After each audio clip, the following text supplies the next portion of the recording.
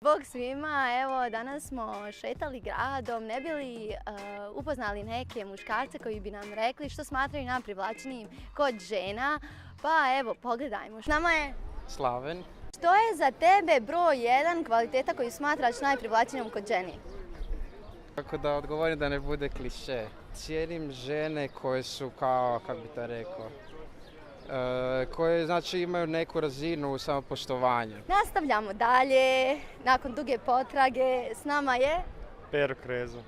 Dobro, Pero, da te pitam, koje su po tebi najprivlačnije karakteristike koje bi jedna žena mogla posjedovati? Vjerojatno karakter i neka vrsta inteligencije, neke emocionalne, da nije baš djetinjasta too much, da je malo zrelija. S nama je... Anton. Što je po tebi broj 1 kvaliteta koju smatraš najprivlačnijom kod ženi? Pamet. S nama je Andrej.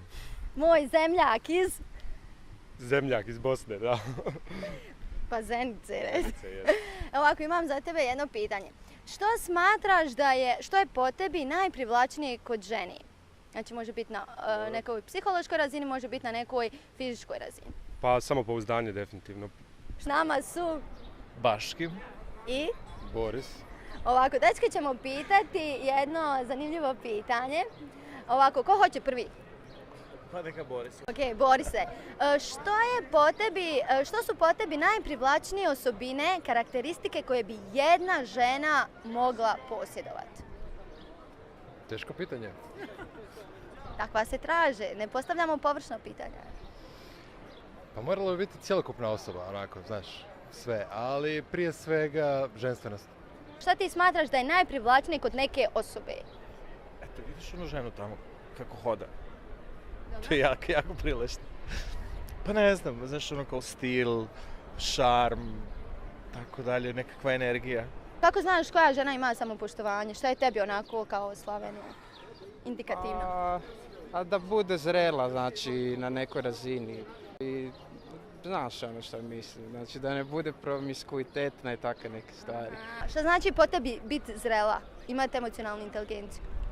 Znati se nositi sa svojim problemima i ne non stop kvoca za sve stvari koje muče. Što za tebe znači samopouzdana žena? Pa način na koji se ponaša u vezi, na koji se drži, na koji djeluje u društvu, kojim ostvaruje odnose s drugim ljudima, svašta.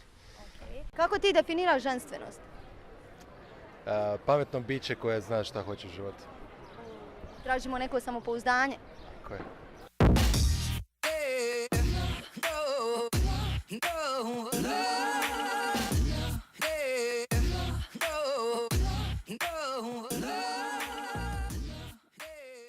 Pozdrav svima iz Art Parka. Pi!